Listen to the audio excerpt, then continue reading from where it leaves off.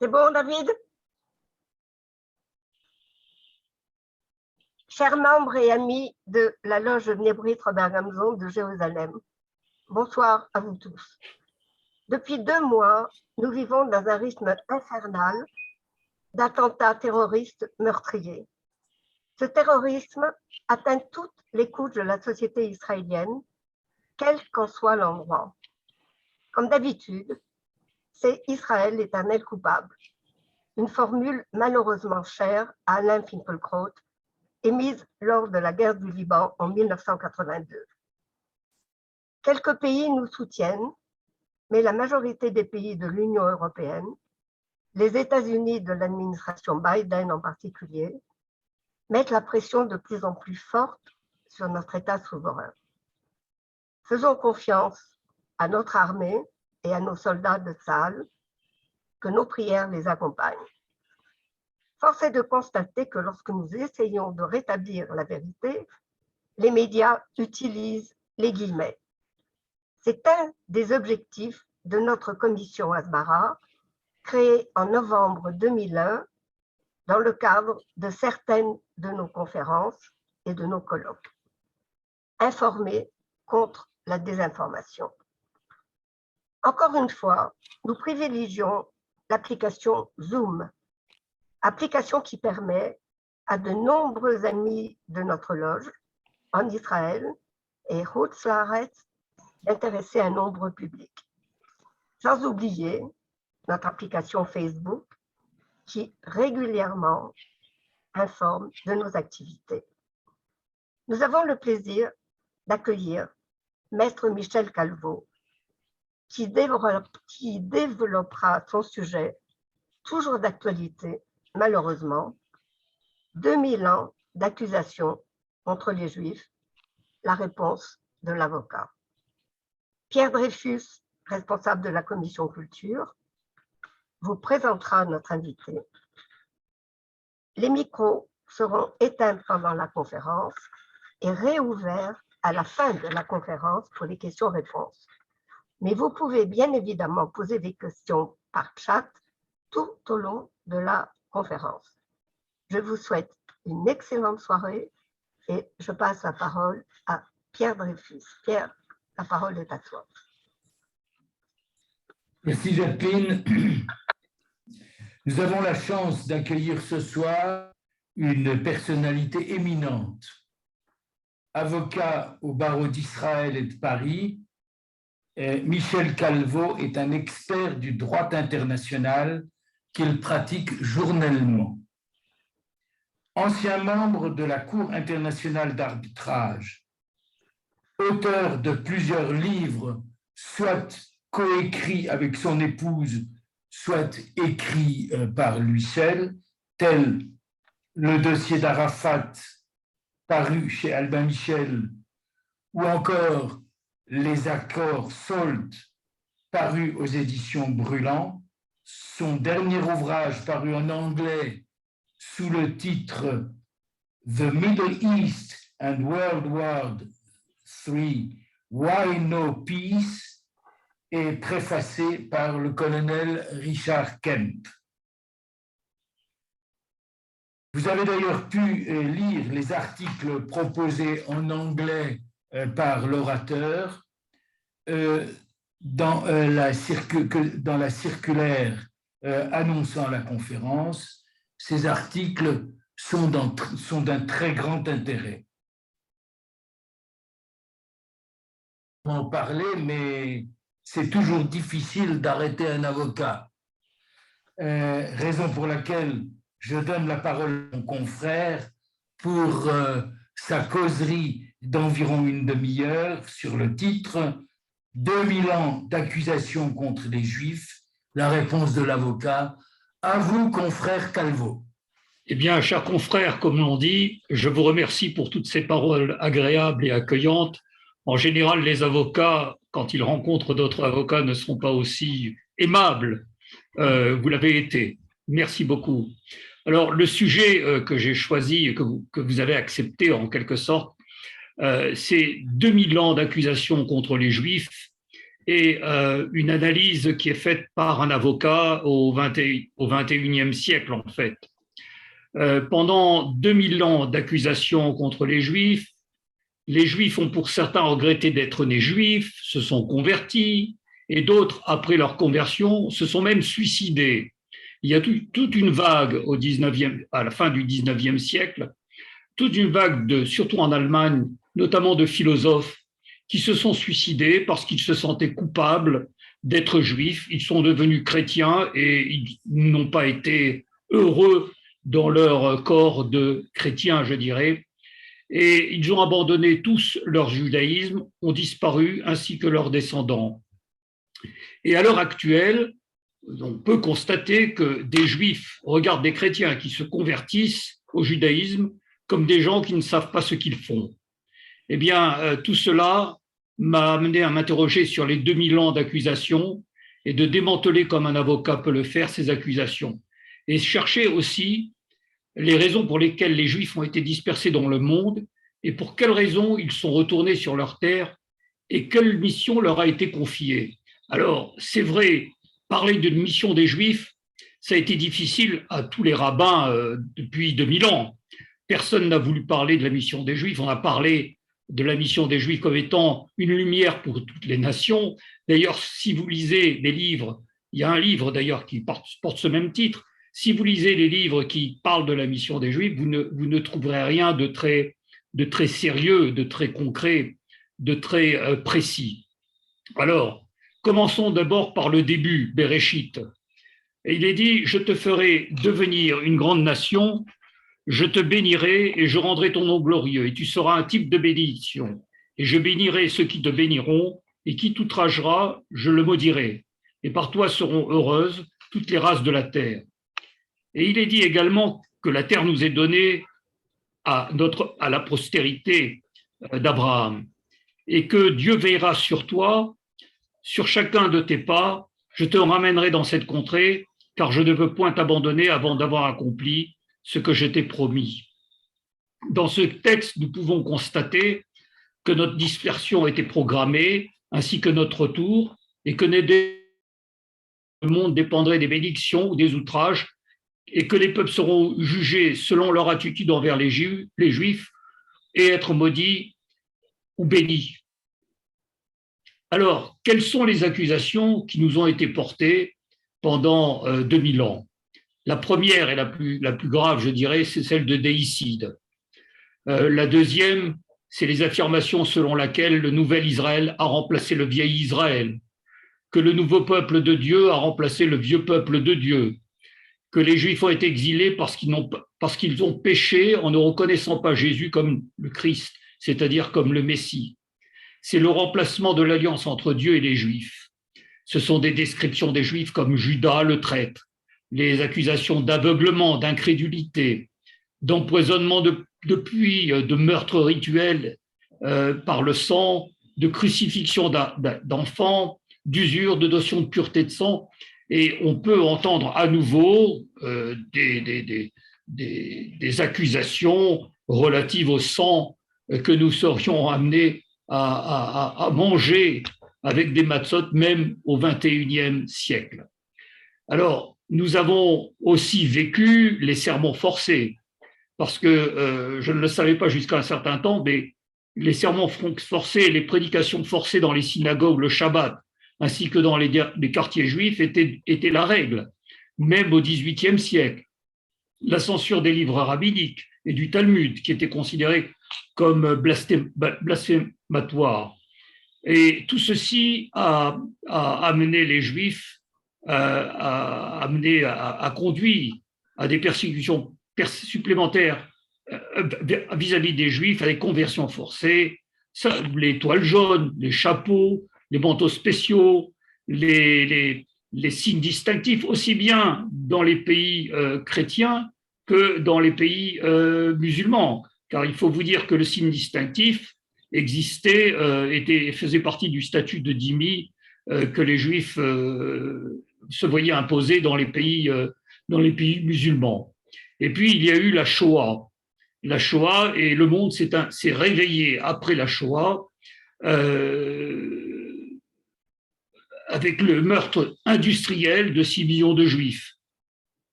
Et nous avons donc, malgré tout cela, nous avons donc encore des gens qui sont, entre guillemets, antisémites, c'est-à-dire qui veulent en quelque sorte notre mort et qui nous accusent d'un tas de choses.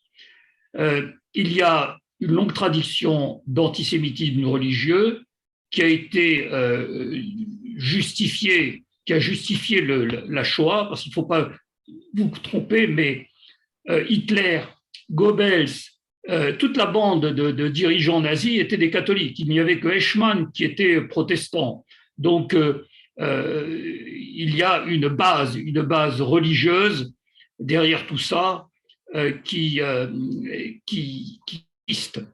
Et quand est-ce que cela a commencé? Eh bien, ça a commencé en 312, il y a 1700 ans environ, quand l'empereur Constantin a accepté la chrétienté. Et 10 ans plus tard, la chrétienté, le christianisme a été la religion de l'Empire romain.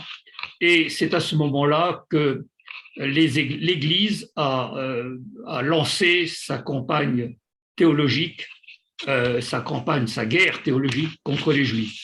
Cette lutte est devenue permanente et incessante. Les prophéties bibliques ont été utilisées pour obtenir la justification divine de l'usage de la force à propos des Juifs, mais les théologiens, parmi lesquels saint Augustin, qui a vécu entre 354 et 430, ont invoqué des restrictions morales et ils affirmaient que Dieu avait dispersé les Juifs, mais ne les avait pas détruits. Ils considéraient, en ce qui concerne saint Augustin, les Juifs comme un peuple témoin de son iniquité et de notre vérité. Tous ne devaient pas être tués pour que certains témoins restent et les autres devaient être convertis ou disparaître en tant que juifs. Alors, selon l'Église et les autres églises chrétiennes, les Juifs ont été condamnés à un exil éternel jusqu'au jour du jugement dernier et la conversion de tous les non-chrétiens, y compris les Juifs. Cependant, on constate à l'heure actuelle que les chrétiens n'ont pas réussi à convertir toute l'humanité au christianisme. Dans le monde aujourd'hui, il y a 1,6 milliard de musulmans, il y a 4,42 milliards de Chinois et 1,35 milliard d'Indiens qui, eux, ne se sont pas convertis. Alors, ça crée des problèmes, bien évidemment, théologiques. Les musulmans radicaux mènent la guerre contre des chrétiens. De nombreux chrétiens abandonnent leur religion et se convertissent à l'islam. Le reste des Juifs ne s'est pas converti. En plus, Dieu les a ramenés sur sa terre. Pour beaucoup, il s'agit d'un véritable problème théologique qui ne peut pas être négligé. Alors, les accusations qu'on nous a apportées, elles avaient un seul but, nous déshumaniser, nous délégitimiser, nous diaboliser, afin de nous effacer plus facilement. Et c'est sur cette base-là qu'il y a eu la conséquence, c'est-à-dire les persécutions, les pogroms et finalement la Shoah. Et à l'heure actuelle, beaucoup dans l'Église et dans d'autres églises chrétiennes, quand je dis l'Église, je parle de l'Église catholique, et dans d'autres églises chrétiennes, cette lutte contre les Juifs continue toujours, mais en attaquant Israël à l'heure actuelle. Alors le déicide, cette accusation a duré plus de 1700 ans, mais en fait plus de 1700 ans parce que déjà en 167, il y avait un évêque d'une ville qui se trouve en Turquie, l'évêque de Sardes, qui a prononcé un sermon, homélie sur la Pâque, et il a soutenu qu'en crucifiant Jésus,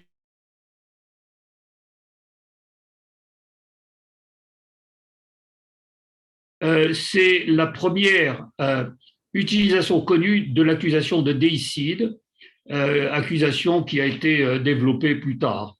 Mais il faut savoir une chose, c'est que le catéchisme qui a été fait au Concile de Trente en 1545, 1563, l'Église catholique enseignait que l'humanité entière était pécheresse et était responsable de la mort de Jésus, et pas seulement les Juifs. Mais les chrétiens n'y croyaient pas, et cette déclaration a été oubliée. Le peuple juif a continué à être qualifié de déicide.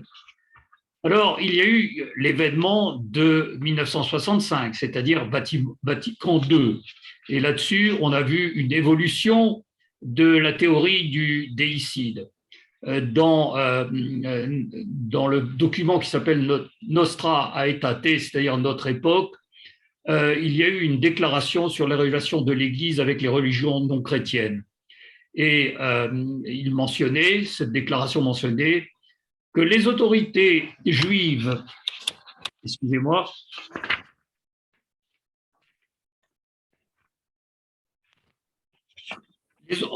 mentionne encore que des autorités juives avec leurs partisans aient poussé à la mort du Christ, ce qui a été commis durant sa passion ne peut être imputé ni indistinctement à tous les peuples vivants alors, ni aux Juifs de notre temps. S'il est vrai que l'Église est le nouveau peuple de Dieu, les Juifs ne doivent pas pour autant être présentés comme réprouvés par Dieu ni maudits, comme si cela découlait de la Sainte Écriture. Alors maintenant, donc, en fonction de cette déclaration, le peuple juif n'est plus responsable de la mort de Jésus. C'est un développement, je dirais, formidable. Mais certains de nos ancêtres peuvent être tenus responsables à l'heure actuelle. Il y avait un projet de déclaration qui s'opposait à la prédication selon laquelle les Juifs étaient déicides, et il a été retiré. Il disait clairement, les Juifs ne sont pas déicides. Et ça a été retiré à la demande de pas mal d'évêques. C'est ainsi que les Juifs continueront d'être marqués pour le crime de déicide par les chrétiens qui souhaitent prêcher cela. Alors, qui est responsable du déicide aujourd'hui? Il ne s'agit pas, devant vous tous, d'examiner le procès de Jésus. Il y a de nombreux livres qui ont été écrits là-dessus. Aucun des Juifs vivants aujourd'hui, selon l'Église catholique, ne peut être considéré comme responsable de sa mort, ni de sa résurrection, bien évidemment. Est-ce que ce sont des Juifs tels que Judas, les prêtres, certains scribes, le Sanhédrin, Ponce Pilate, et tous ceux qui étaient des responsables? Notre première réponse est que Dieu est légalement responsable de la mort de Jésus, de même que sa résurrection, comme nous allons le démontrer. Alors, il faut dire que Jésus est devenu Dieu, donc il y a eu déicide, longtemps après la mort de Jésus et de sa résurrection. Ça a été décidé, il fut décidé que Jésus, le Fils, était le vrai Dieu, je cite, coéternel avec le Père, Dieu, et engendré de sa même substance. Le point de vue opposé était que le Fils de Dieu a été créé comme un acte de volonté du Père, et donc que le Fils était une créature faite par Dieu, engendrée directement du Dieu éternel infini. Alors, on connaît dans la Bible le concept de Fils de Dieu pour désigner les hommes qui sont des créatures créées par Dieu. Mais Jésus, ou Fils de l'homme, Bné Elohim ou Bné Adam. Jésus aussi était aussi appelé Fils de l'homme dans les évangiles. Alors, dans les livres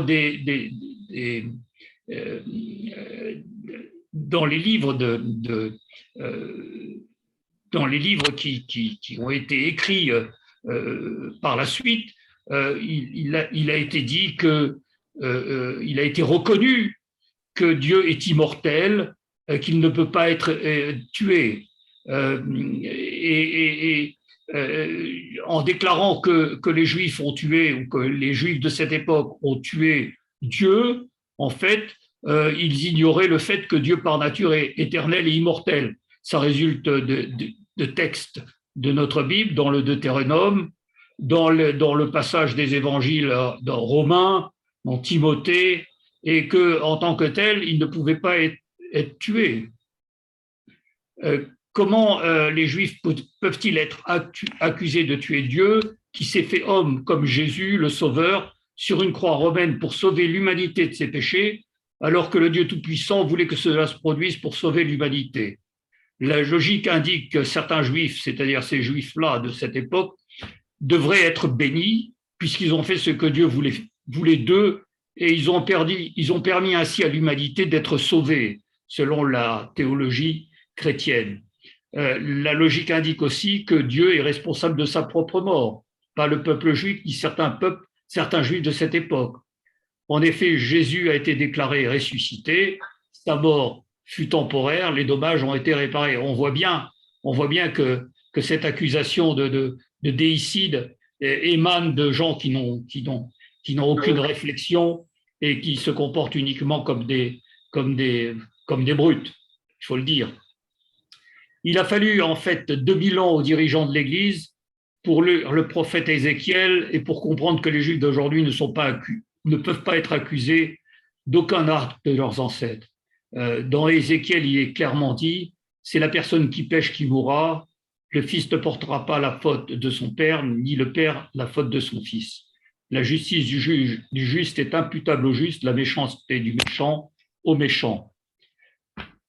Les cardinaux ont oublié de se référer à d'autres passages des évangiles,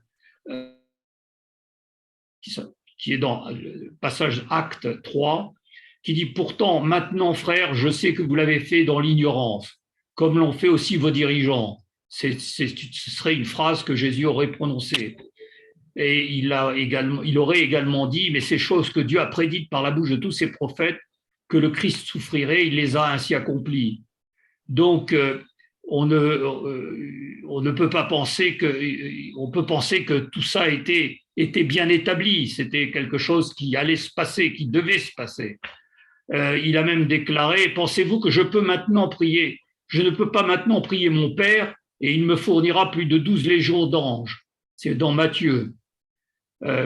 S'ils avaient lu ces passages des évangiles, ils auraient tiré la conclusion qu'aucun juif n'était responsable de cette mort et de cette résurrection. Et il y a un autre passage qui déclare aussi, Matthieu, Jésus a commencé à montrer à ses disciples qu'il doit aller à Jérusalem et souffrir beaucoup de choses aux mains des anciens, des principaux sacrificateurs et des scribes, et qu'il doit être tué et ressuscité à la vie le 3e jour. Cela a été décidé par le Tout-Puissant. On est dans une situation en tant que juriste où on a ce qu'on appelle un acte de Dieu, un act of God en anglais. Un acte de Dieu, on l'utilise moins en français parce que les Français ont mis de côté Dieu depuis un certain temps, ou un cas de force majeure.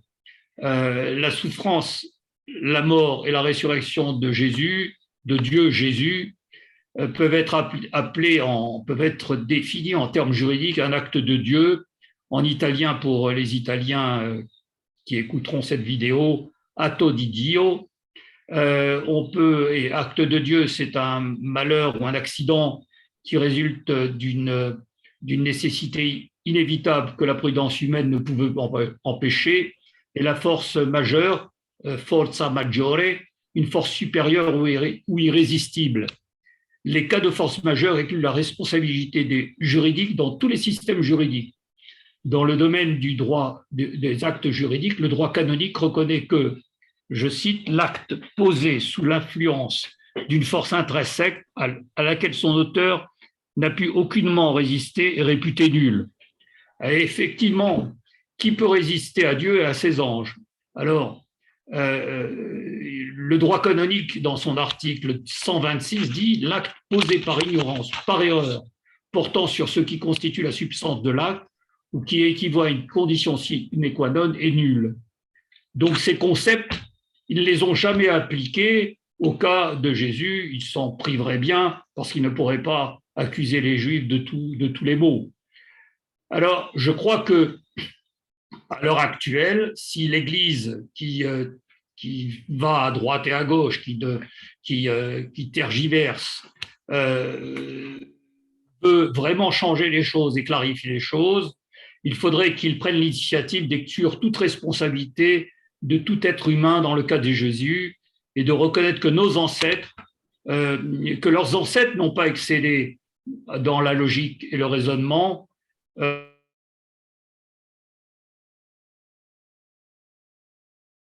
fait, toutes ces accusations de déicide et les autres accusations étaient de fausses nouvelles, des fake news, on pourrait dire, pour fournir une justification pour assassiner des Juifs, voler à leurs biens, ou les deux, ou les voler et les assassiner. Alors, normalement, on pourrait penser qu'à la suite de tout ça, il pourrait y avoir une repentance. Or, il n'y a pas de repentance. On pourrait penser qu'il y aurait une repentance sous la forme de compensation. Après la Deuxième Guerre mondiale, les Allemands ont payé des compensations à Israël. Les Tutsis ont payé des compensations aux Hutus. Les Kenyans qui ont été torturés par les forces coloniales britanniques pendant le soulèvement Mao Mao ont reçu dernièrement 20 millions de livres sterling. Les Allemands ont reconnu leur génocide en Namibie, des peuples Herero et Nama, qui ont eu lieu en 1904 et 1908, et ont offert une compensation de 1,1 billion d'euros. Les Polonais, qui sont des catholiques, n'ont pas retourné les biens des Juifs qu'ils ont volés. Ils affirment que ces biens ont été volés, en quelque sorte, ont été confisqués par les nazis, bien que après ils ont été pris par les Polonais. Alors, je crois que les dommages infligés aux Juifs dans le cours de l'histoire devraient être réparés par l'Église et que toutes leurs propriétés devraient leur être retournées. Il y a pour 1700 ans de dommages qui doivent être évalués et qui devraient être payés au peuple juif qui représente à l'heure actuelle les descendants des victimes juives.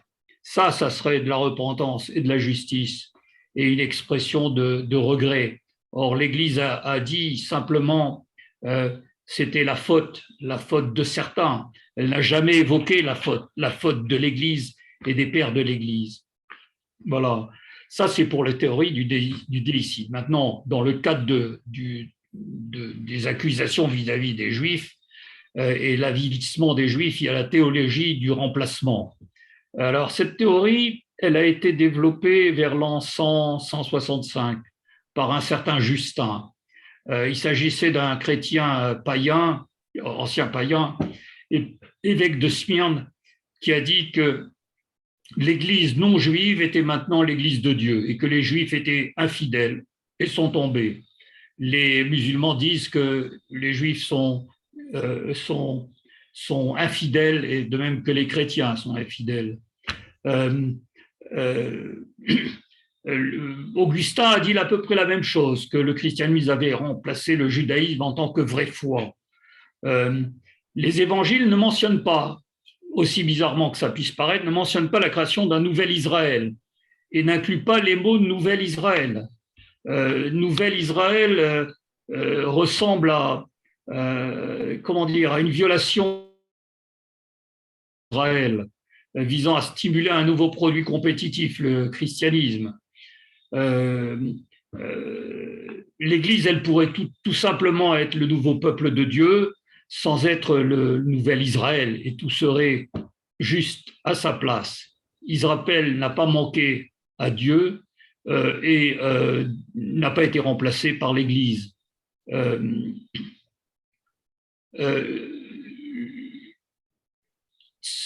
Ce fait pour les chrétiens qui ne reconnaissent pas Jésus comme fils de Dieu a été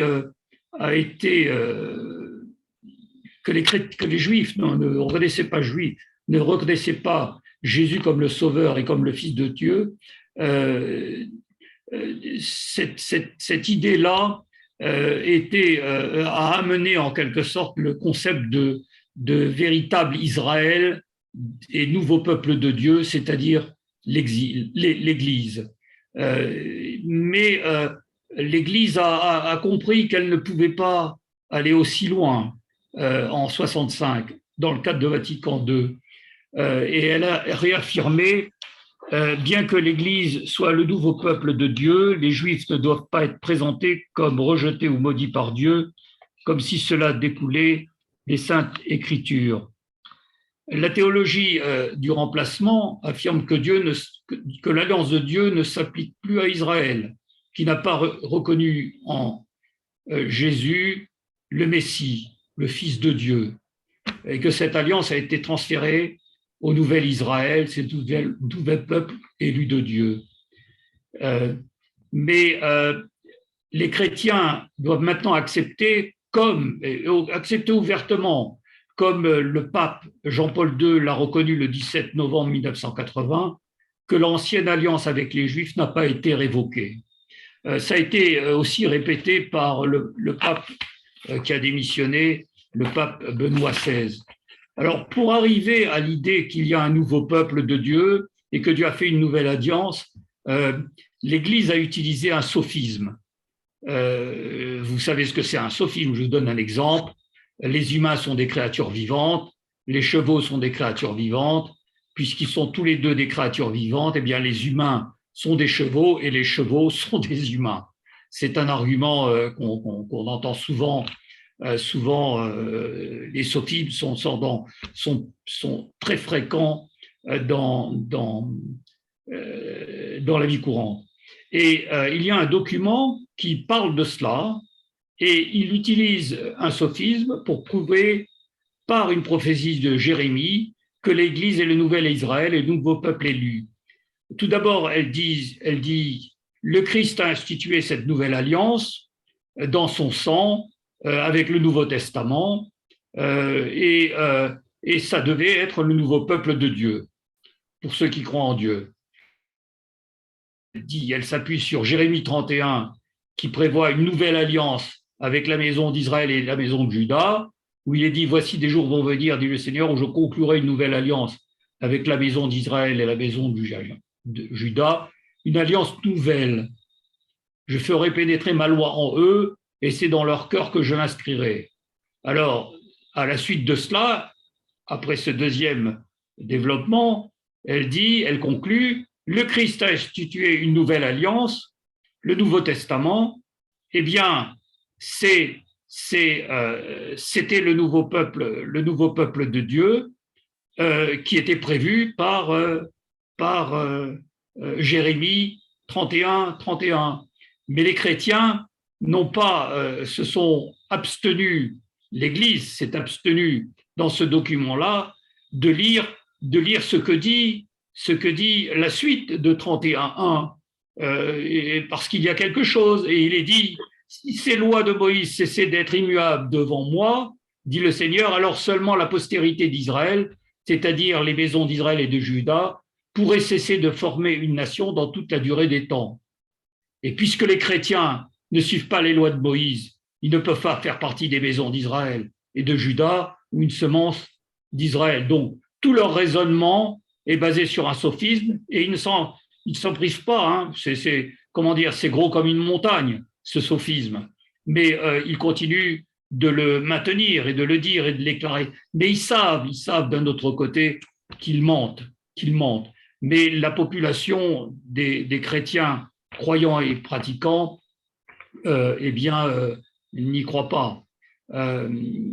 Et puis, on pourrait dire que la référence qu'ils ont faite à Jérémie n'est pas nécessaire parce que leurs propres écritures mentionnent qu'il y a une nouvelle alliance. Mais les nouvelles écritures n'ont jamais dit qu'elles remplaçaient l'alliance de Dieu avec les Juifs. Et on pourrait dire qu'une nouvelle alliance a été conclue également avec les musulmans. En réalité, tout croyant en Dieu fait partie du peuple de Dieu. C'est écrit dans les actes, c'est écrit dans d'autres documents. Mais la théorie du remplacement continue d'être utilisée pour nous délégitimer face au monde. Et les musulmans utilisent le même concept pour remplacer les juifs et les chrétiens. Hein. C'est le même raisonnement. On peut rajouter que la meilleure preuve de l'alliance, qui n'a pas été remplacée, c'est que la terre d'Israël était donnée par Dieu aux Juifs, comme mentionné dans la Bible et dans le Coran, et pas aux chrétiens et aux musulmans. Et on peut constater qu'on est revenu sur notre terre d'Israël, donc on a une preuve évidente que l'alliance entre Dieu et son peuple n'ont pas été changées. Alors, le nouvel Israël, l'Église qui a remplacé Israël en tant que nouvel Israël, on a connu récemment, c'est-à-dire en novembre 1980, Jean-Paul II a a accepté le fait que l'ancienne alliance avec les Juifs n'a pas été révoquée. Alors, il y a un autre point d'achoppement en ce qui concerne Jésus. On nous reproche de ne pas avoir reconnu Jésus dans. Il ne s'agit pas ici de faire la disputation de Barcelone devant vous. Vous pourrez la lire. Pour nous, Juifs, on ne peut pas considérer Jésus comme le Messie, ou Jésus, ou le Mahdi doit venir pour les musulmans. Il n'a été qu'un messager, je dirais, supplémentaire pour ceux qui ne croyaient pas en Dieu et qui croyaient en plusieurs dieux. Il faut rappeler cependant que Jésus a strictement averti ses disciples de ne dire à personne qu'il était le Messie. Ok. Et c'est vrai, il savait très bien qu'il n'apporterait pas la paix sur terre, qu'il n'arrêterait pas les divisions, qu'il unira les gens et mettra fin à la haine gratuite et participera au retour des Juifs sur sa terre et à la restauration du royaume d'Israël. Et Jésus n'a pas amené cela. Et c'est pour cela que les chrétiens attendent son retour pour amener la paix sur terre, comme le pape Benoît XVI l'a reconnu en 2018. Et puis, il faut rajouter que le Messie ne peut pas être ne peut être qu'un descendant de Jessé. Ça a été mentionné par Rabbi Nachman, Rabbi Moshe ben Nachman ou Ramban dans la disputation de Barcelone en 1263. Et puis, il faut rajouter que les évangiles disent clairement que Jésus n'était pas le Messie. Jésus savait qu'il n'était pas le Messie de tout le peuple d'Israël. En effet, il a dit et répondu « Je n'ai été envoyé que pour les brebis perdues de la maison d'Israël ». C'est dans Matthieu. Et le Vatican, la Commission Vaticane, a reconnu que Jésus était et est toujours resté juif et que son ministère a été délibérément limité aux brebis perdues de la maison d'Israël. Alors, associer Jésus au Messie d'Israël est trompeur. Le Messie doit venir pour tous les Juifs, pas seulement pour les brebis perdues, il doit venir pour tous les peuples. Les Juifs n'ont pas besoin de Jésus et des évangiles pour découvrir l'amour et la paix. Les chrétiens, jusqu'à maintenant, ont apporté des divisions et des souffrances au peuple juif. Jésus a en fait amené ce qu'il a dit, ce qu'il est dit qu'il a dit. Il a dit, c'est dans Luc, c'est dans Matthieu, « Je ne suis pas venu pour apporter la paix sur terre, mais une épée, la division et le feu sur la terre. » Alors, ça n'a rien à voir avec notre Messie. Okay. Il a fait exactement le contraire de ce qu'Élie était censé faire avant le Messie, à savoir tourner le cœur des pères vers leurs enfants et le cœur des enfants vers leurs pères. Il n'a pas le malheur, les guerres, les tragédies. Et on peut constater que les chrétiens ont tué plus de gens dans l'histoire que toutes les nations de la terre avant eux. Voilà. On parle d'amour. Jésus n'a pas délivré les esclaves. Il leur a demandé d'être obéissants et de craindre leur maître. Il n'a pas limité l'esclavage à 7 ans ou moins, comme cela est mentionné dans la Bible. Et il faut rappeler que l'Église a autorisé l'esclavage des Africains en Amérique du Nord et en Amérique du Sud. Jésus ne les a pas sauvés de l'esclavage. Et les Juifs n'avaient pas non plus besoin d'être sauvés par Jésus. Les Juifs connaissaient Dieu depuis le mont Sinaï. Les Juifs ont été sauvés sur le mont Sinaï par Dieu. L'alliance existe toujours. Dieu n'a certainement pas rejeté son peuple. Et les évangiles le disent. Je dis alors, Dieu a-t-il rejeté son peuple? Certainement pas, car je suis aussi un Israélite et la postérité d'Abraham de la tribu de Benjamin. Dieu n'a pas rejeté son peuple qu'il a prédit. C'est écrit dans Romains. Donc toutes ces histoires qu'on nous a racontées reposent sur des mensonges qui sont démontrés comme mensonges par les évangiles eux-mêmes. Et il est dit également, en ce qui concerne l'évangile, les Juifs sont ennemis pour vous, mais en ce qui concerne l'élection, ils sont aimés pour l'amour des pères, car les dons et l'appel de Dieu sont irrévocables. les églises n'ont vu qu'un ennemi et ils ont oublié que c'était pour eux que nous étions leurs ennemis et que nous étions leurs ennemis car nous avions une mission pour eux. Il faut rajouter enfin, et pour en terminer sur ce point, que Jésus n'avait jamais voulu abolir les lois de Moïse. Il a déclaré « Ne pensez pas que je sois venu détruire les lois et les prophètes. Je suis venu pour accomplir. Celui qui enfreint donc, et il a rajouté celui qui enfreindrait donc l'un des plus petits de ses commandements et enseigne ainsi aux hommes, sera appelé le moins dans le royaume des cieux, mais quiconque les fait et les enseigne, il sera appelé grand dans le royaume des cieux. » Alors je crois que des antisémites comme Saint Louis, ils devraient brûler en enfer parce qu'ils ont forcé ils ont été de grands tyrans vis-à-vis des Juifs et les ont empêchés de pratiquer leur religion.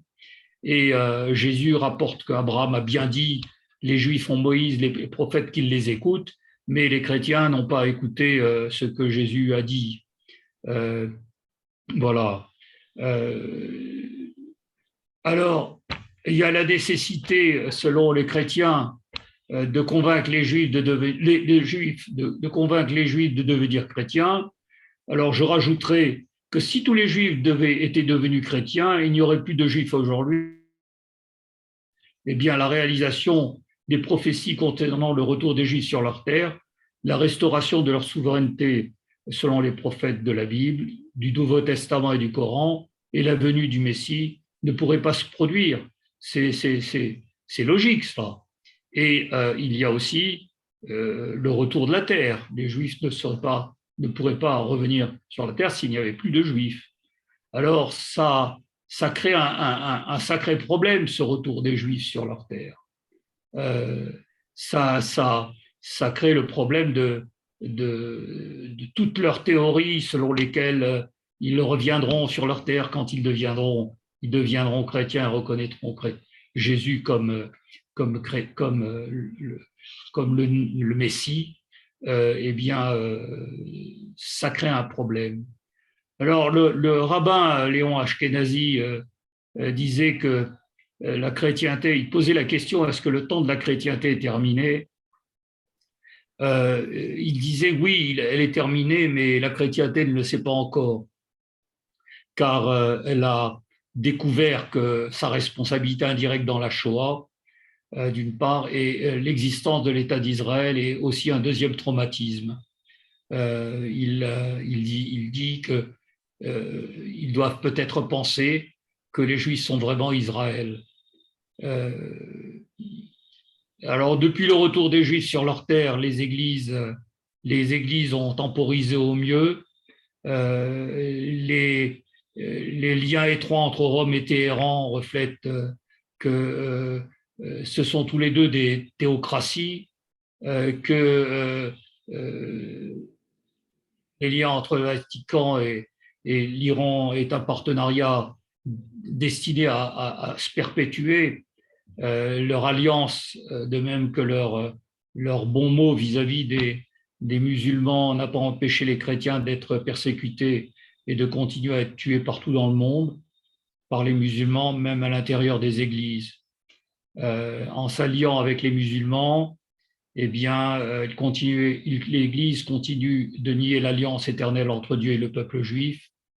Ils veulent diviser sa terre, la terre de Dieu, pour empêcher en quelque sorte la pleine réalisation de la prophétie, tout en reconnaissant que la promesse de Dieu est irrévocable. Là, il y a une politique synchronisée contre les Juifs. Alors, tout cela nous amène en conclusion à se poser la question, quelle a été la tâche des Juifs en exil ?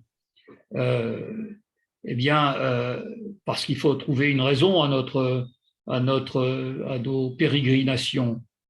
Nous sommes, nous tous, les descendants de ceux qui ont le plus résisté, qui avaient la foi et la force pour résister à toutes ces pressions, à toutes ces persécutions. Eh bien, cet exil, eh bien, a été prévu. On l'a lu au début, puisqu'on devait déjà dès le début dans Bereshit, il est dit qu'on devrait partir.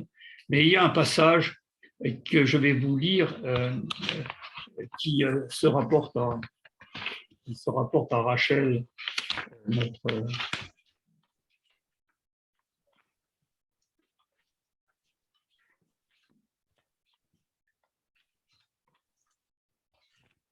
alors, Rachel, une voix retentit à Rama, c'est à 5 kilomètres d'ici, hein, au nord de Jérusalem, une voix plaintive d'amers sanglots.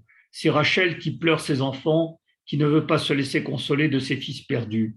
Or, dit le Seigneur, que ta voix cesse de gémir et tes yeux de pleurer, car il y aura une récompense. En fait, c'est une compensation. En fait, en hébreu, c'est srar, c'est-à-dire un salaire à tous tes efforts. En fait, c'est à tout ton travail, dit l'Éternel. Ils reviendront du pays de l'ennemi. Oui, il y a de l'espoir pour ton avenir, dit le Seigneur. Tes enfants rentreront dans leur domaine. Alors, selon le prophète, il y avait un travail à faire pour Dieu qui était pour le bénéfice de toutes les nations. On peut dire qu'il n'y a pas de mystère d'Israël, comme les chrétiens le disent de temps à autre. De même Rousseau l'avait évoqué. Ce n'est qu'un mystère seulement pour ceux qui ne croient pas en Dieu ou qui n'avaient pas confiance en lui ou qui ne percevaient pas cette œuvre. En fait, les Juifs ont été les serviteurs de Dieu et Dieu a été glorifié par tout Israël. Voilà. Et je terminerai sur ce point. Le pape Benoît XVI, dans un article qu'il a écrit, leur diaspora n'est pas seulement et pas principalement une condition de punition. Au lieu de cela signifie une mission. Et ce travail a commencé bien avant Jésus et Mahomet et s'est poursuivi à travers les siècles. On pourrait peut-être faire plus tard une conférence sur ce sujet. En conclusion, le déicide non, c'est faux. C'est Dieu qui est responsable de la mort et de la résurrection de Jésus. Le nouvel Israël a remplacé le vieil Israël, non. Le nouveau peuple de Dieu a remplacé le vieux peuple de Dieu, non. Les Juifs ont été exilés parce qu'ils ont commis des péchés en ne reconnaissant pas Jésus comme Christ, comme le Christ, non. On n'est pas responsable des actes de nos parents et les Juifs avaient une mission. Le remplacement de l'alliance de Dieu et les Juifs, entre Dieu et les Juifs, non. Les descriptions de traite, de non, non. Et nous sommes un peuple à la nuque de raide, nous dit-on, et cela a été nécessaire pour accomplir notre mission. Et quant aux empoisonnements de puits, de meurtres rituels, de crucifixion d'enfants d'usure, de notions de pureté de sang, eh bien tout cela était nécessaire pour nous dépouiller de nos biens. Jésus n'était pas le Messie, et soyez-en sûrs, les chrétiens attendent, car les chrétiens attendent. J'en ai terminé de cet exposé. Je vous remercie de m'avoir écouté et je vous remercie de votre patience. Merci beaucoup. Y a-t-il des questions?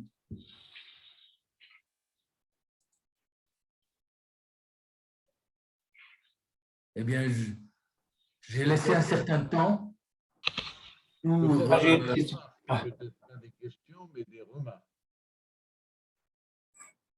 On n'entend pas Maître Rosenbaum. Oui, alors, il me semble qu'il peut être souhaitable d'évoquer l'existence de chrétiens amis d'Israël, même s'ils sont peu nombreux. Il y a tout de même quelque chose qui a changé en chrétienté au cours des dernières années, et c'est précisément cela, c'est-à-dire il y a à la fois un antisémitisme qui connaît les montagnes russes, c'est-à-dire qu'il diminue et il augmente en ce moment considérablement, mais il y a parallèlement une prise de conscience de la part des croyants chrétiens que Israël ne peut pas être ce qu'on leur a enseigné. Ils voient bien l'État d'Israël qui est en pleine croissance et en pleine, je dirais, transcroissance, alors que de nombreux pays sont en difficulté, qui contribuent au développement de la civilisation humaine, de manière évidente en matière de santé, de recherche, d'agriculture, etc. Ils le voient, ils le sentent, et alors que l'antisémitisme se développe surtout chez les non-croyants, ceux qui, les Occidentaux, qui ne croient plus du tout au christianisme et surtout pas au catholicisme. Vous avez parfaitement raison, Léon. Vous avez parfaitement raison. Il faut se rappeler que les chrétiens, les catholiques ne peuvent lire la Bible que depuis 65, depuis Vatican II, je crois. Avant cela, ils n'avaient pas le droit de lire la Bible. C'était les Juifs qui leur enseignaient, par les contacts qu'ils pouvaient avoir avec des Juifs, qui leur enseignaient ce que notre religion dit et ce que les prophètes disaient. C'était dans le cadre de notre mission sur Terre, en fait. Mais vous avez raison, et ces gens-là savent, connaissent la sortie d'Égypte, savent exactement ce que Dieu veut, que Dieu a voulu faire en nous sortant d'Égypte, c'est-à-dire nous donner la liberté, l'égalité devant la loi, c'est-à-dire tous une même loi et pas de personnes supérieures à d'autres. La responsabilité collective individuelle, le droit, la bonté et la justice. Et on voit que tous les États qui s'opposent à Israël sont les États qui ne veulent pas qui ont d'autres buts et qui ne veulent pas ni de la liberté, ni de l'égalité vis-à-vis de la loi, et ni la responsabilité individuelle et collective.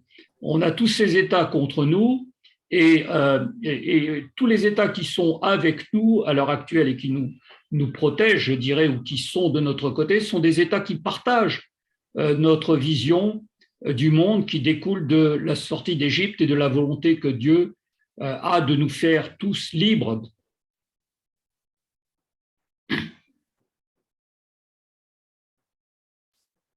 Oui.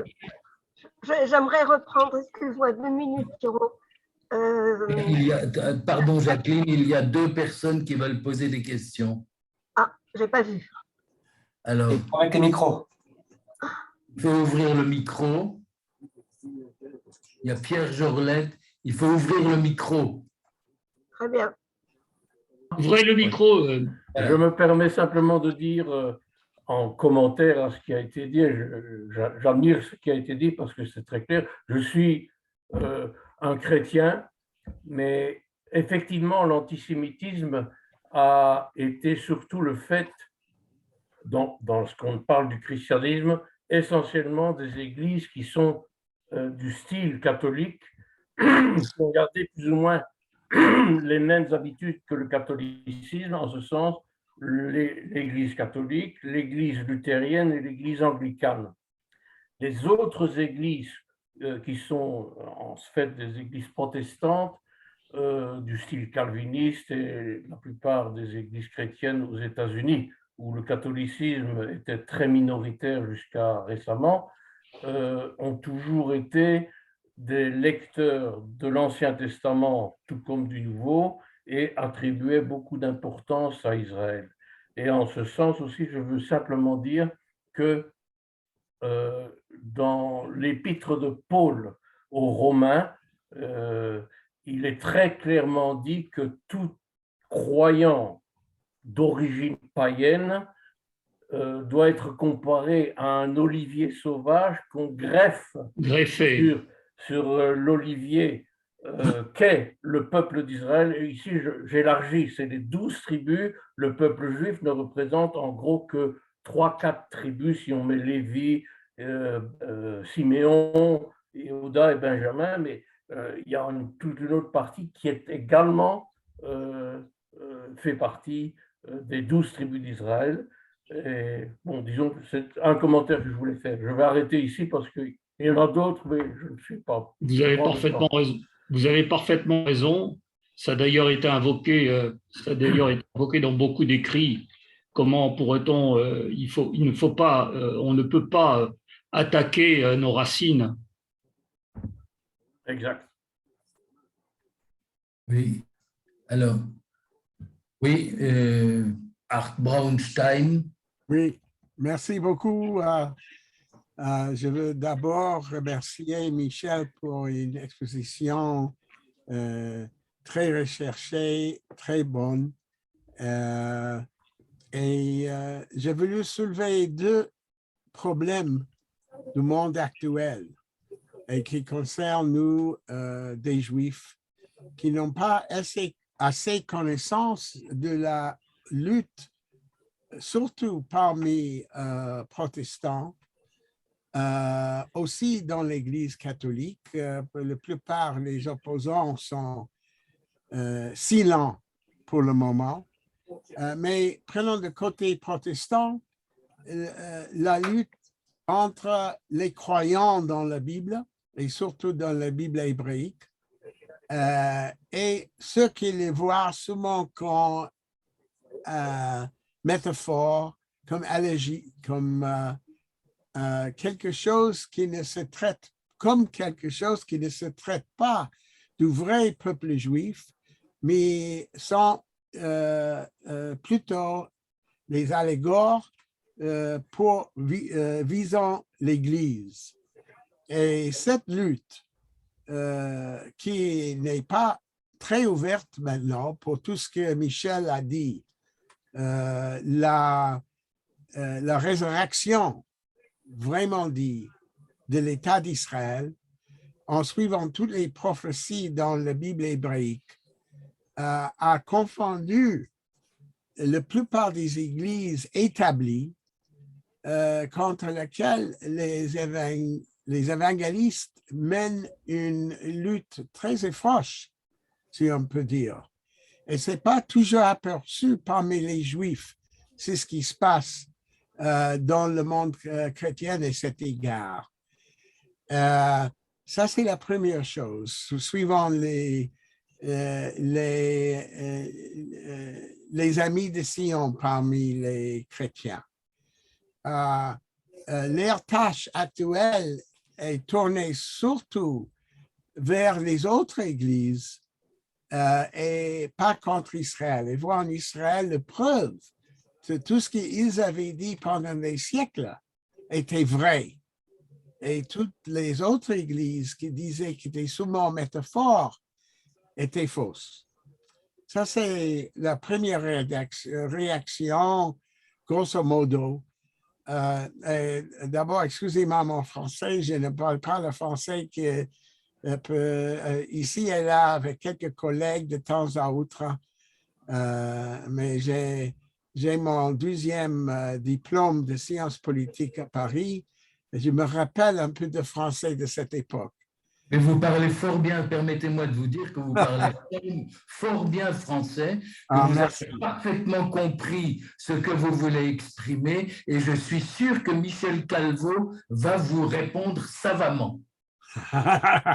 Merci beaucoup, monsieur.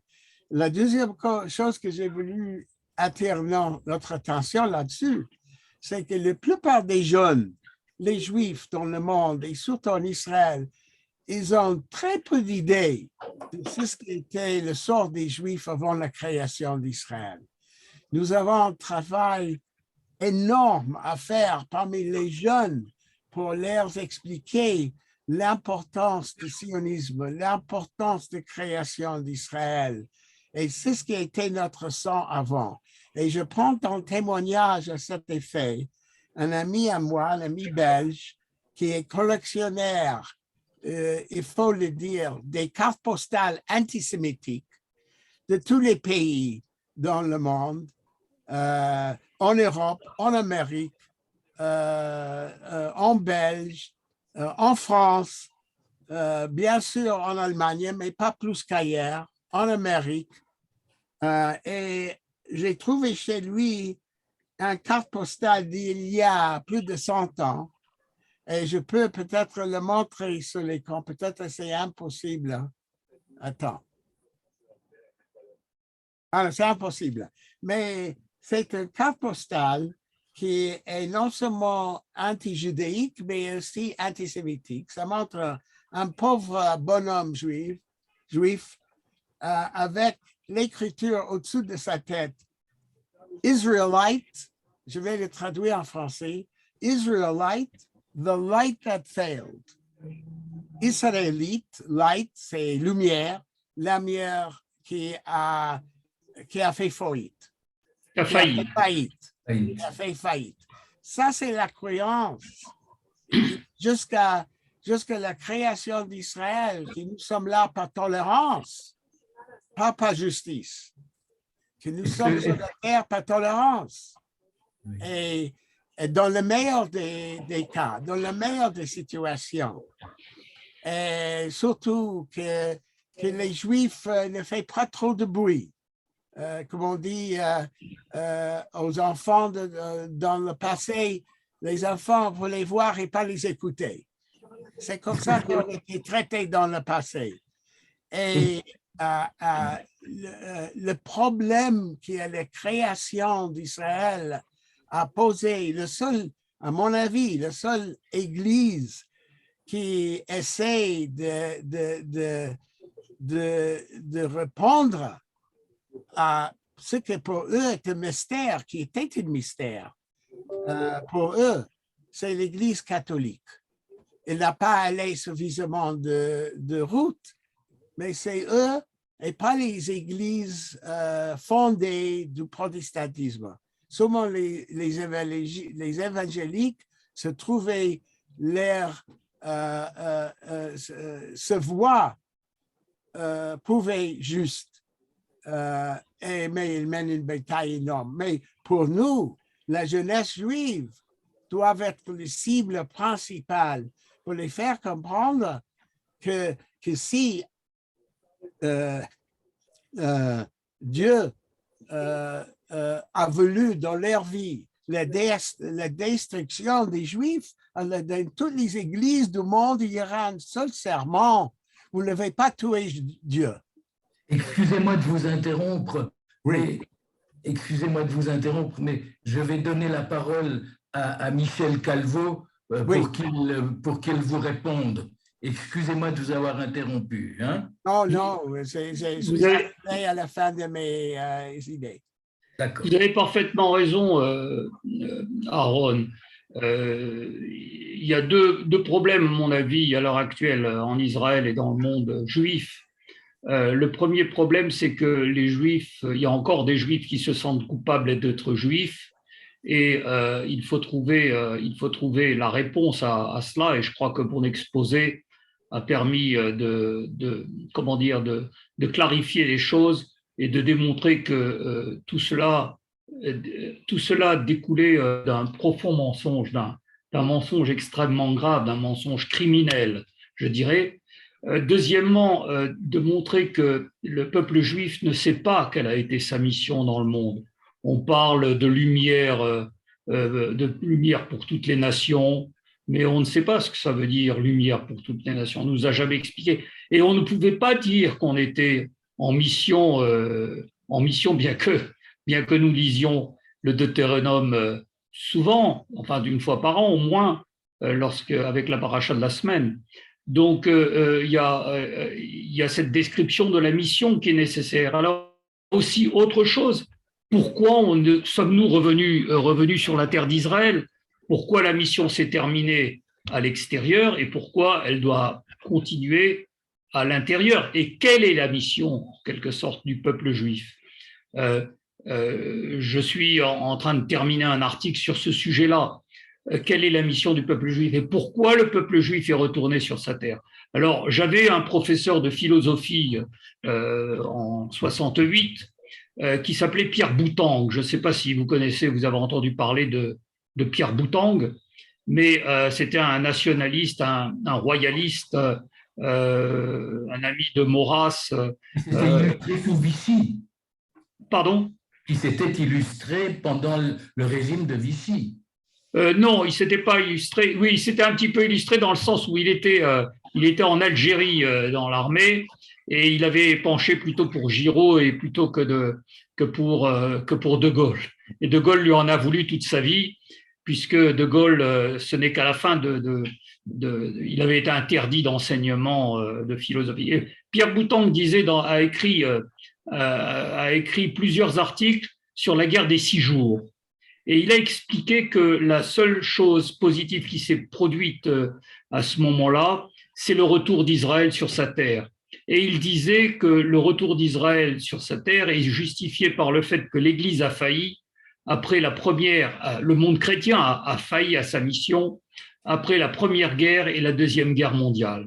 Et il dit que le rôle des Juifs sur leur terre a été la seule chose positive qui s'est produite et que les Juifs doivent retourner sur leur terre pour continuer leur mission originelle. Et il explique également que la chose négative qui s'est produite, c'est qu'une partie du monde chrétien s'est retrouvée derrière le rideau de fer.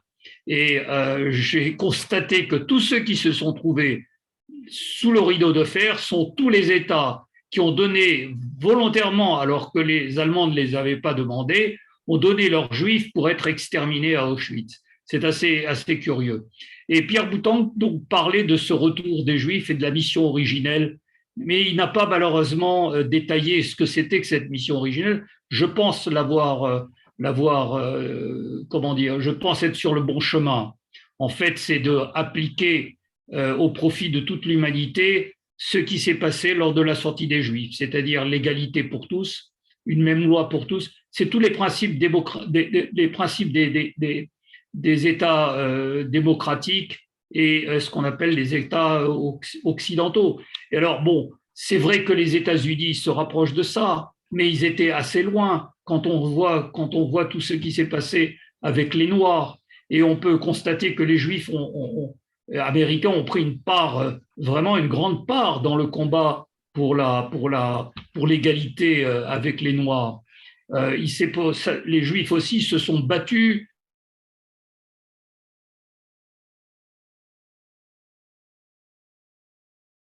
du Sud pour mettre fin à ce qui était contraire au plan de Dieu, c'est-à-dire à ce qu'on a tiré de conclusion du fait de la sortie des Juifs. Et puis il y a eu le travail des Juifs et des non-Juifs pour les Juifs du RSS. Et là, on a réussi à renverser tout le système avec nos actions, en changeant la perception des Russes de la même façon que Dieu avait fait pour changer la perception des Égyptiens en leur disant « partez, partez ». Il s'est avéré que pour l'Union soviétique, eh bien, ils ont constaté que les Juifs étaient un passif plutôt qu'un actif. Intéressant, n'est-ce pas? Oui, Jacqueline. Oui, je voudrais poser une question à Maître Calvo. Dernière question. Les chrétiens qui défendent Israël, je voudrais avoir votre avis sur les chrétiens évangélistes. Oui, alors, c'est très ambigu parce que c'est très ambigu et en même temps c'est positif parce que ces chrétiens évangélistes attendent le retour de Jésus. Alors ils pensent que Jésus va dire « Ah oui, je suis venu la première fois et je reviens maintenant la deuxième fois ». Et ils pensent que les Juifs vont dire « Ah, voilà, on s'est trompé, c'était Jésus ». Mais ils n'ont rien compris au plan divin parce que le plan divin, c'était justement d'avoir les Juifs refuser Jésus. Et le plan divin aussi, c'était que Jésus n'était pas le Messie. Et il l'a dit lui-même, qu'il est venu que pour les brebis égarées d'Israël. Et il est venu aussi pour les peuples qui ne croyaient pas en Dieu, c'est-à-dire ou qui croyaient en une multiplicité de Dieu. Alors, laissons-les croire ce qu'ils ont envie de croire, je crois, à condition qu'ils restent à leur place et qu'ils ne viennent pas nous donner des leçons de théologie ou des leçons de comment nous devrions les regarder ou comment nous devrions regarder Jésus. Pierrot, à toi. Voilà, eh bien merci beaucoup, cher Michel Calvo, de nous avoir éclairé. Je suis certain que M. Jean-Claude Hédé a une question. Apparemment non. Apparemment non. Si je peux ajouter, si je peux ajouter quelque chose très brièvement sur sur la situation actuelle avec l'invasion de la Russie en Ukraine, dans l'État souverain d'Ukraine. Et parlant de mission juive, il y a plusieurs aspects de regarder cette question de mission juive. Nous, dans mon association, nous traitons de la question de la lutte éternelle contre la dictature et le totalitarisme qui veut remplacer l'homme par Dieu par l'homme.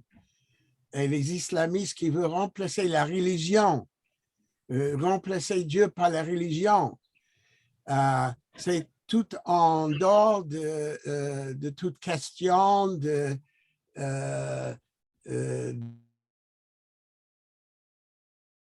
point de vue des commandements. Et c'est dans une certaine façon, c'est dans notre sang de rébellion contre le totalitarisme. Et la lutte affreuse maintenant contre l'Ukraine doit être soutenue jusqu'à 100% sans soulever de tout les aspects négatifs dans l'histoire des Juifs en Ukraine. Parce que tout ça va contre la lutte psychologique que l'Occident mène maintenant contre le nouvel empire tsariste de Putin. Et tout ce qui a affaibli notre lutte contre le totalitarisme va dans un sens contre la volonté de Dieu. Et je rencontre beaucoup de Juifs qui disent « mais les Ukrainiens, on n'a pas affaire avec eux. » Aaron, le problème de l'Ukraine est tout à fait différent. Le problème de l'Ukraine est un problème, je dirais, je t'invite à constater comme moi qu'il y a des choses qui sont parfois incompréhensibles, mais sache que Dieu est derrière tout ça, bien évidemment, puisqu'il est derrière toute chose, en tout cas pour les gens qui croient en Dieu. Alors, pour l'Ukraine, ça va se résoudre. Poutine est un terrible bonhomme extrêmement intelligent et dangereux, mais il n'est pas fou. Il n'est pas fou, il sait très bien comment. Et puis, il a été éduqué par une famille juive. Donc, il a quand même un certain background là-dessus. Alors, tout ça, il y a une chose très, très bizarre, c'est que Dieu dit dans les prophètes, le jour où je vous aurai réinstallé sur votre terre et que vous serez bien installés, je ferai la guerre à vos ennemis. Alors, peut-être que c'est cela qui se passe. Je ne vais pas m'immiscer là-dedans. Eh bien, merci beaucoup, Michel Calvo, de cette dernière leçon d'optimisme que vous nous avez donnée. Et merci de nous avoir éclairés. Sachez que nous devons être fiers d'être juifs, que nous devons être fiers de la mission que nous avons accomplie jusqu'à maintenant et que nous devons faire savoir à tous les juifs du monde qu'ils doivent être fiers et ne pas baisser la tête. Et quand ils voient des juifs qui se convertissent, des chrétiens qui se convertissent ou des non-chrétiens, des gens qui se convertissent au judaïsme, de les respecter et de ne pas penser qu'ils sont fous, mais de penser qu'ils ont compris que doit être la réalité. Tout le monde ne doit pas devenir juif, certes, évidemment, parce que, comme disait quelqu'un, être juif, c'est d'avoir une mission, c'est d'avoir un travail. Alors, et ce qu'il faut, c'est le faire bien et au mieux que l'on peut. Voilà. Mais il ne faut pas avoir honte de notre passé, de notre histoire. Il ne faut même pas avoir honte des Juifs qui se sont convertis, car ces Juifs-là, en se convertissant, ils ont continué leur travail indirectement. Alors, je répète ce que je voulais dire tout à l'heure, mais après avoir été interrompu, je voulais vous dire merci de la leçon d'optimisme que vous nous avez donnée. Je voulais également vous remercier de nous avoir éclairés sur 2000 ans d'accusations contre les Juifs. Vous nous avez captivés et nous avons eu raison de suivre le conseil de David Sherman, parce que David nous avait dit, j'ai un ami, il faut absolument le faire intervenir chez nous à la loge Robert Gamzon. Cet ami, c'est vous, Michel Calvo, et vous êtes devenu en quelque sorte ce soir un de nos amis aussi. Et vous nous avez montré que d'une part, les chrétiens n'avaient pas réussi à convertir toute l'humanité, qui n'ont pas réussi notamment à nous convertir nous.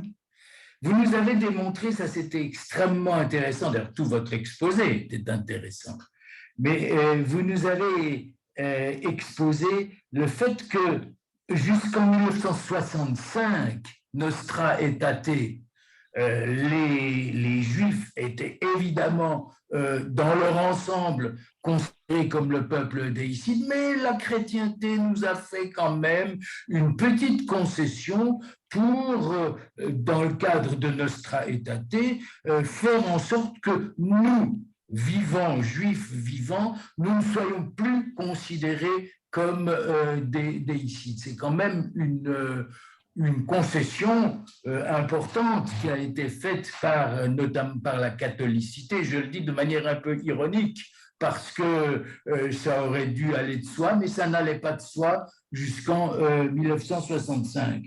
J'ai été extrêmement intéressé également par la notion de force majeure que vous avez exposée dans le cas de la mort de Jésus. Et vous avez déclaré fort pertinemment, et je terminerai bien sûr, que l'alliance entre Dieu et son peuple, c'est nous, c'est personne d'autre. Non, je ne dirais pas ça. Toute personne qui croit en Dieu rentre dans une alliance. Oui, mais l'alliance entre... Mais l'alliance n'a pas été modifiée, non? Eh oui. Oui, certainement. Sans compter que Jésus a dit qu'il n'était pas le Messie. Et voilà. Alors, je voulais, au nom de toutes celles et ceux qui ont assisté à cette passionnante conférence, je voulais vous dire, j'espère qu'un jour ou l'autre, nous aurons de nouveau l'occasion de, entre guillemets, collaborer, fermer les guillemets, dans le bon sens du terme. Merci Michel Calvo, et je voudrais encore passer la parole à Jacqueline. Merci Maître Calvo de votre exposé, très recherché, très intéressant. Je voudrais revenir sur la synthèse que Pierrot Dreyfus vient de faire, à savoir ce que vous avez démontré, c'est que toutes les accusations depuis 2000 ans sur les Juifs sont reprises actuellement en ce qui concerne notre État souverain d'Israël. C'est exactement la même chose. Ça veut dire que ce qui s'est passé il y a 2000 ans revient maintenant à la surface sous une autre forme. C'est la condamnation d'Israël. Donc, c'est quelque chose qui est, comme je le disais en introduction, cette délégitimation d'Israël, c'est la délégitimation que nous avons connue effectivement pendant 2000 ans, quand on nous attaquait de tous les maux possibles et imaginables. Donc, je reste sur sur une interrogation. Ce que nous pouvons faire, et je le disais à un moment donné dans mon introduction, qu'en faisant de l'Asbara, nous essayons de le faire, nous essayons de le démontrer, et c'est très difficile, mais c'est vrai que nous allons continuer.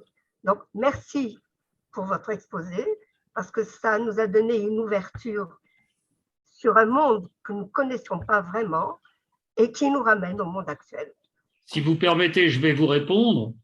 Je crois que, comme les prophètes le disent, il viendra un jour où les peuples reconnaîtront notre travail et notre mission, mais la mission que nous avons accomplie. Mais avant qu'ils nous reconnaissent, il faut savoir nous-mêmes quelle a été notre mission et ce que nous avons accompli dans le monde. Et là, c'est un grand travail de recherche et d'écriture je dirais. Et une fois que nous aurons établi tout cela, après avoir déculpabilisé les Juifs de 2000 ans de persécution et de mépris, après cela, nous pourrons transférer ces informations au peuple. Une fois que nous aurons établi sur Terre vraiment, dans notre État, les principes qui découlent de la Bible, et notamment les principes de droit, de bonté et de justice dans notre État, à partir de ce moment-là, nous saurons transmettre cela aux autres peuples. Et les peuples nous seront reconnaissants. Donc, toute cette histoire, toutes ces histoires de contestation des Juifs qui sont mauvais, tout ça n'est que temporaire. Tout ça n'est que temporaire. C'est pour nous faire prendre conscience que nous avons des ennemis et que nous devons rester unis. Et nous devons réfléchir à notre histoire.